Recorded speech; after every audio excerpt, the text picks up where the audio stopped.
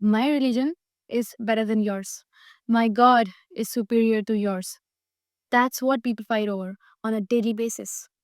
Do you really think that God wants you fighting over on his behalf?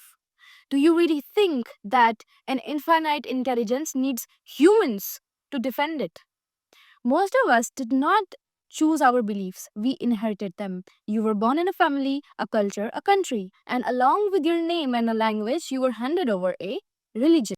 And before you were mature and old enough to understand anything, you were told what God is, what's right, what's wrong, what's allowed, what's sinful. And the most common instruction was never understand this. However, it was to not question this. And that's where religion started making us mentally lazy and obedient in a dangerous way. Because think about it, curiosity is literally how humanity evolved. Every scientific discovery, every invention, every philosophical leap started with someone asking why. When Galileo observed the sky, people believed that the sun revolved around the earth. That was the accepted belief around at that time. But Galileo noticed something different. He questioned it. He said that it is actually the earth that revolves around the sun. And for that, the church punished him. Not because he was wrong, but because he questioned what people were told to blindly follow. That's how religion often works. It trains you to follow, not to question. Because the moment you start to understand things, and asking why, control disappears. Because if you can think for yourself, then who can really control you? And you can see this in real life as well. As a child, you ask simple questions. Why do we do this ritual? Why is this considered holy and that not? Most of the time, the answer's not very clear. You're just told, don't question it, just follow it. Most of the people believe that sins and harm can be erased by bathing in a river or by fasting or by performing a ceremony without changing their actions or behavior. By that logic, every criminal can get away with the most heinous crime they commit. Once questioning becomes a sin, intelligence immediately stops to grow. You cannot really grow your mind if you are trained to accept instead of exploring. Now, people will say, but religion makes people moral. Let's pause here. Let's pause here for a second. If you are a good person because you're scared of hell or because you want heaven, is that really morality? Or is it just a fear based behavior? If no one is watching, if there is no punishment, would you still choose kindness? Let's say there is a child who does not steal because that child understands that stealing hurts somebody. It breaks trust. It creates fear. That child has awareness. So even when no one is watching, they will not steal. On the other hand, if there is another child who does not steal, but the reason is they do not steal because they're scared that God is watching or they'll go to hell. Remove that fear, remove the watcher, and the behavior disappears. And religion here mostly focuses on teaching fear based obedience. Do this or you will be punished, not understanding based morality. Do this because you see the impacts of your actions. Real morality stays even when there is no one watching. Fear based morality needs constant surveillance. And somewhere along the way, God and religion became so intertwined that people forgot that they are not the same thing. They're not.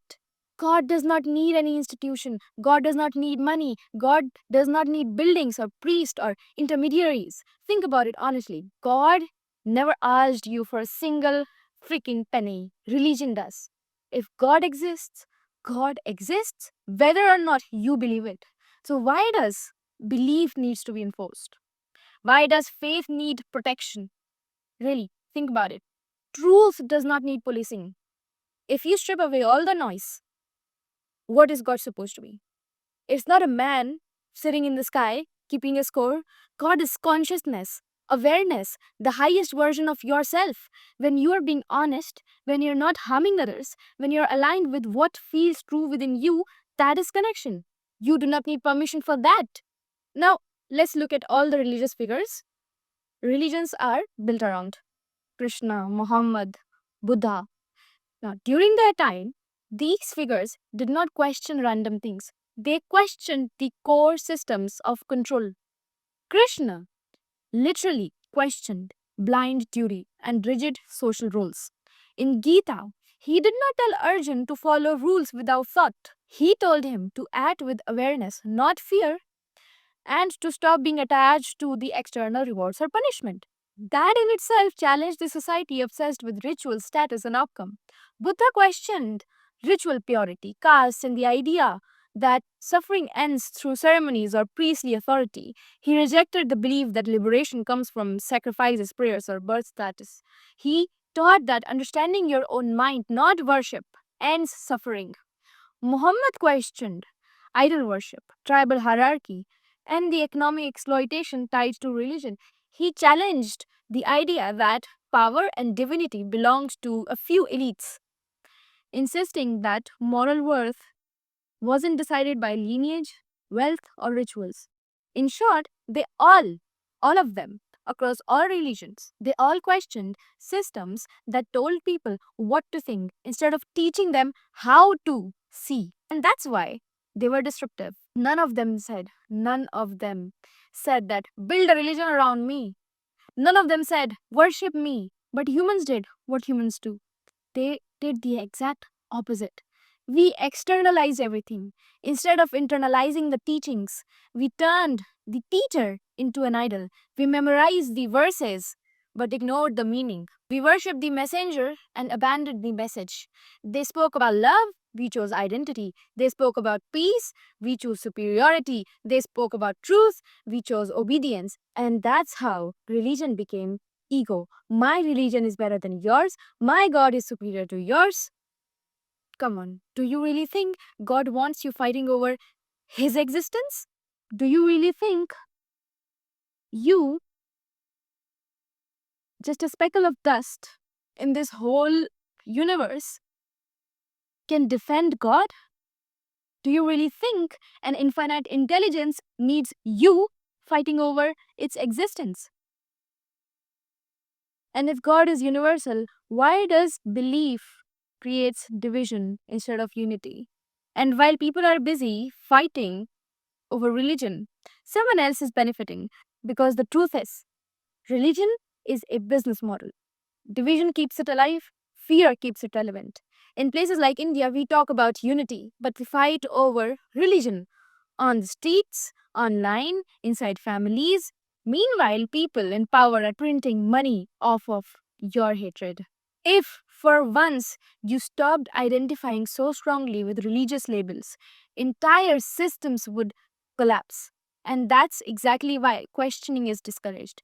Control is even more obvious when it comes to women. Across religions, women's bodies are policed. How they dress, how they desire, how much space they are allowed to take. Sexuality is framed as something shameful, especially for women. Why? Because a person who trusts themselves does not need authority. Shame disconnects you from your body. Fear disconnects you from your intuition, and a disconnected person is easier to control. And here's the biggest irony. Religion claims you to lead to truth, yet curiosity is treated like rebellion. Doubt becomes sin. Questions become threats. If truth is so divine, then why is it so fragile? Why does it collapse the moment somebody just asks why? And the saddest part is that religion did not stop people from questioning. It trained them so deeply that even if the truth appeared without religious packaging, they would not accept it. If God Himself appeared right in front of you and said something which did not match the scriptures, people would reject God to protect religion. And that should tell you everything. Now, this does not mean that you cannot believe in God. Believe all you want, but belief does not require religion. You do not need an institution to be spiritual. You do not need fear to be ethical. Heaven and hell are not places after death, they are experiences you create right now. A life built around fear is hell, and a life built on awareness is heaven. So, this is not about destroying faith, it's about taking your intelligence back.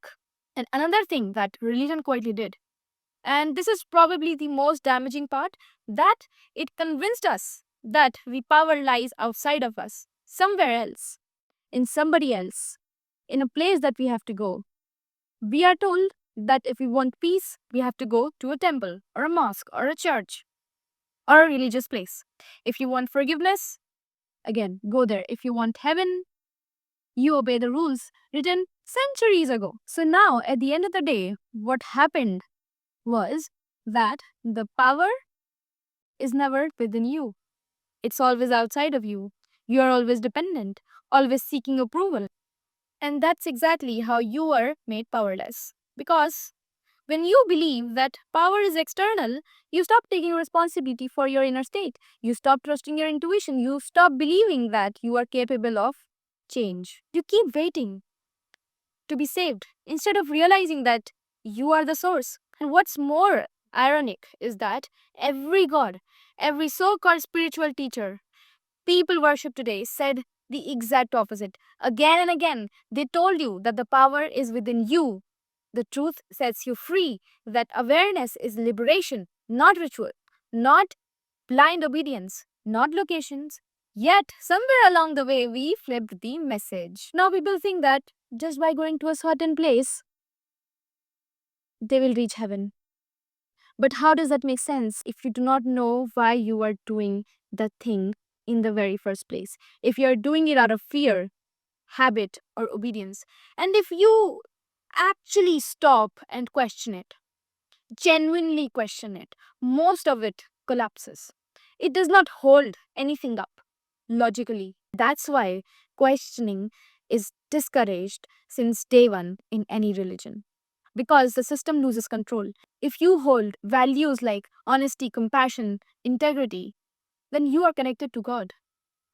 Question why things are the way they are. Question who benefits when you don't question. Because the single act of curiosity is more sacred than blind obedience ever was. And with that, I will see you in the next video.